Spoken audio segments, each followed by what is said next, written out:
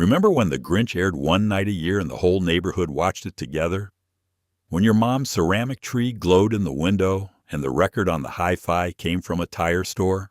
The 1960s and 70s were packed with Christmas traditions that quietly disappeared without anyone quite noticing. Today, we are counting down 30 of them, and I promise at least a few will stop you cold. Let's begin. Number 1. One Night Only. Christmas Specials. Rudolph premiered in 1964, A Charlie Brown Christmas in 1965, and The Grinch in 1966, and each one aired exactly once a year. Miss it and you waited 12 months. The entire country watched the same show on the same night, and that shared countdown was half the magic. Today, every special is available in 3 seconds, and somehow the magic went with the waiting. Number 2. The Christmas Variety Special. Every December, Andy Williams, Perry Como, and Bing Crosby invited America into their living rooms for sweaters, fake snow, and songs. Bing's final special in 1977 even paired him with David Bowie for one of the strangest, most beautiful duets ever broadcast. The Christmas Variety Special is a genre that simply does not exist anymore. Number 3. Christmas Records from the Tire Store. Your holiday soundtrack came from a tire store. Goodyear and Firestone pressed exclusive Christmas albums every year, stacked by the register for about $1, and loaded with Sinatra, Nat King Cole, and Julie Andrews. Dad grabbed one with the snow tires, and it spun on the hi-fi all season. Millions of those records are sitting in attics right now, and the tradition itself is completely gone. Number 4. Santa on your local TV station. Local stations ran their own Santa shows every December, where Santa sat in a homemade studio workshop and read letters from kids in your own town, on the air, by name. Hearing your street mentioned on television was bigger than any gift. Local kids' programming died out, and Santa's studio address went with it. Number 5. Shiny Brite ornaments.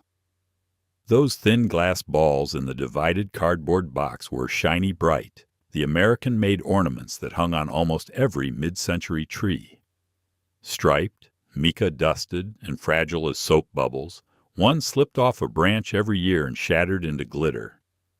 Plastic ornaments took over through the 60s and 70s, and the originals now sell for real money at estate sales.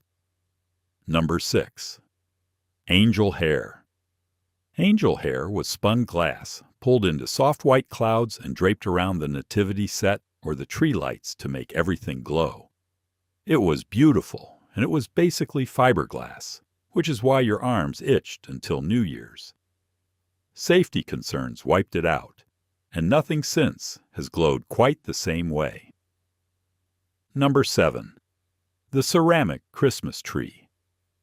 In the 70s, mothers everywhere took a ceramics class and came home with the same masterpiece, a glossy green tree studded with little plastic bulbs lit from inside. It sat on the console TV or the kitchen counter every single December. Those handmade trees are now thrift store treasures, and grandkids fight over who inherits the original. Number 8. Snow stencils on the windows. A can of aerosol snow, a set of cardboard stencils, and suddenly every window had Santas, bells, and snowflakes frosted onto the glass. Kids did the spraying, mothers did the sighing, and the corners of those stencils never came out clean. Nobody frosts a window anymore. Number 9. When one bulb died, they all died. Old Christmas light strands were wired in series, so one dead bulb killed the entire string. That meant Dad on his knees, testing bulbs one at a time, muttering words you were not supposed to hear, while the tree stood half dark. Modern lights fixed the problem and quietly deleted the ritual. Number 10. The Corner Tree Lot. The tree came from a lot on the corner, strung with bare bulbs and run by the Boy Scouts or a local club. Dad haggled, you froze, and the tree cost a few dollars before it was tied to the roof with twine, needles raining the whole ride home. The smell of that lot, pine and sawdust and cold air, was the true start of Christmas. Number 11. Toys. On layaway, parents did not swipe a card. They put the bike or the doll on layaway in October and paid it off a few dollars a week, while the actual toy sat in a store-back room with your family's name on the tag. The final payment in December was its own little victory. Credit cards all but wiped layaway out, and the waiting disappeared with it. Number 12. Kids selling Christmas cards door to door. The back pages of comic books recruited kids into sales clubs, sending them door to door with boxes of Christmas cards to earn points toward a bike or a radio. Neighbors bought cards from a 9-year-old on their porch and thought nothing of it. Try to imagine that today. An entire childhood economy gone without a trace. Number 13. Free gift wrapping at the department store. Department stores had an actual wrapping counter where a woman with lightning hands turned your purchase into a work of art with foil paper and a hand-tied bow, often for free. The counters closed, the gift bag was invented, and wrapping became something we apologize for. Number 14. Green stamps. Christmas shopping families licked and pasted S and H green stamps into booklets all year long, then hauled them to the redemption center in December to turn them into Christmas presents. A toaster for Mom, a lamp for Grandma, all paid for with stamps from the grocery store. It was a treasure hunt that took 12 months, and it vanished along with the stamps. Number 15. Santa letters. Printed in the newspaper, local papers printed children's letters to Santa every December. Pages of them, spelling mistakes and all. Kids searched the column for their own name, and finding it in actual print was electric. Newspapers shrank, the letters' pages disappeared, and one of the sweetest small-town traditions went quiet. Quick pause before the back half. Which of these was part of your Christmas? Tell me in the comments, and hit subscribe if this is taking you back, because the next 15 cut even deeper. Number 16. The one long-distance call. Long distance cost serious money, so Christmas meant one call to the faraway relatives, timed almost to the second. The whole family lined up in the hallway. Each person got a minute, and Grandma always cried. Now we video call from the couch for free, and somehow no call has ever felt that important since. Number 17. Flash cubes and the January photos. Christmas morning was documented with a flash cube camera, 4 blinding pops per cube. Then the film went off to be developed. You did not see your own Christmas until mid-January when the photos came back with somebody's thumb in half of them. The waiting made every envelope of prints feel like a second Christmas. Number 18. Dad's blinding movie light. If your family had a Super 8 camera, Christmas morning began with Dad switching on a light bar bright enough to land aircraft. Everyone squinted, waved, and opened presents half blind while the film rolled. Those 3-minute silent reels are family treasure now. The ritual of filming by floodlight is extinct.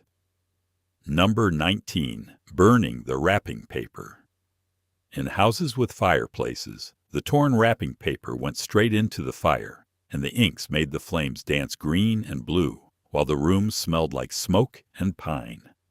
Kids sat mesmerized. Today we know better, and the paper goes into a recycling bin, which has never once turned blue. Number 20. Grandma saving every bow. At Grandma's house, wrapping paper was not torn. It was surgically removed, smoothed flat, folded, and stored for next year along with every bow. Children of the Depression wasted nothing, and some of that paper served for a decade. That quiet frugality, treating even the wrapping as precious, has almost completely disappeared. Number 21. Homemade eggnog. Eggnog was made from scratch in a mixing bowl. Raw eggs, cream, sugar, nutmeg, and a pour of bourbon that got heavier as the evening went on. Every family had a recipe and a designated eggnog uncle. Food safety rules ended the raw egg era, and the carton from the store is a pale ghost of the real thing. Number 22. The punch bowl with sherbet.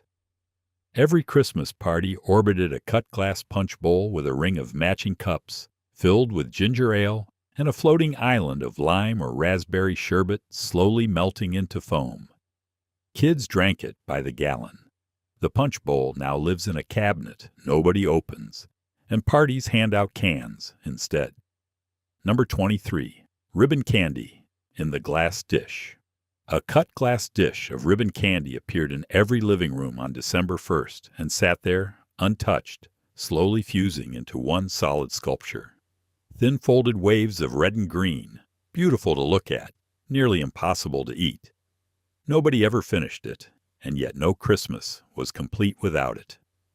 Number 24. Cookie plates for the neighbors. Mothers spent days making fudge, divinity, and popcorn balls, then sent kids up and down the street delivering paper plates of homemade candy to every neighbor. No wrapper, no label, no worry. That casual neighborhood trust might be the most vanished thing on this list. Number 25. The Lifesavers Storybook. The Cardboard Lifesavers. Sweet Storybook, a little book that opened to reveal 10 rolls of candy, was the automatic gift for every kid, cousin, and classmate. You can still find it on shelves today, but it used to be guaranteed, every stocking, every year. Somewhere along the way, it stopped being a tradition and became just candy. Number 26. Real mistletoe in the doorway. Real mistletoe, sold in little bunches at tree lots and corner stands, hung in doorways all December, and people actually honored the rule. Aunts ambushed nephews, couples lingered, and everyone laughed. The plant is poisonous, the custom faded, and the doorway is now just a doorway. Number 27. Paper Advent Calendars. Advent calendars were paper, printed in Germany, dusted with glitter, and behind each tiny door was nothing but a picture.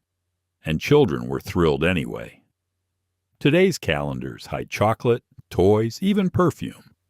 And somehow, opening door number 12 has never felt as exciting as it did when the prize was a drawing of a candle. Number 28. Clay ashtrays from art class. Every December, schools had children make Christmas gifts for their parents, and half the time the gift was an ashtray. A lumpy hand-painted clay ashtray made by a 7-year-old presented with total pride and used for years. Those little ashtrays are gone, and honestly, so is the world that produced them. Number 29. Batteries not included. 3 cruel words on every toy box. Batteries not included. And on Christmas morning, with every store in town closed, there was no fixing it. Dad raided flashlights and transistor radios. Kids negotiated over the last 2 D cells, and somebody's toy stayed silent until the 26th. Modern toys ship charged. The great battery panic is over. Number 30. Tipping the milkman and the paperboy. Christmas week, families left envelopes and cookies for the milkman, the paperboy, and the mailman, the small army of people who came to your door all year. They knew your name, and you knew theirs. The milkman is gone. The paper routes are gone. And that once-a-year thank you at the doorstep went with them. From tire store records to ceramic trees, from layaway toys to that one precious long-distance call, these 30 traditions built the Christmases of an entire generation. And here is the thing they all have in common. The magic was never really on the shelves. It was in the waiting, the making, and the people crowded into the room. So tell me, which one do you miss the most, and which tradition did I leave out? Drop your memory in the comments, subscribe for more trips back in time, and send this to the person who made your Christmases feel like this. Merry Christmas to the old memories and to the ones still ahead.